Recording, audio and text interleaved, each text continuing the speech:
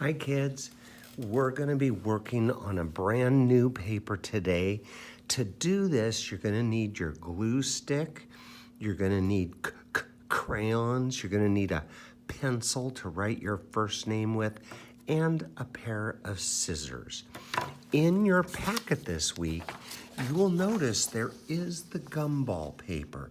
This is just yours if you would like to do this. We don't have school on Wednesday, so you can do this Wednesday on Veterans Day if you'd like, or save it for another day. It's just yours to have. I'm going to let you get this paper and these supplies, and on the second video, I'm going to share how to do this paper. Before I do that, though, I wanted to share this with you. Ready? I use this to practice saying letter names and letter sounds. You can join me if you would like. You can watch it more than one time, or just listen. I do this. I go A, B, B, C, K. You guys want to join me? Try it. A, B, B, C, K, D, D, E, F, F, G, G, H, I, I.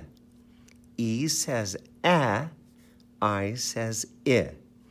J, J, K, K, L, O, M, N, O, P, Q, R, S, T, U, V, W, X, Y, E.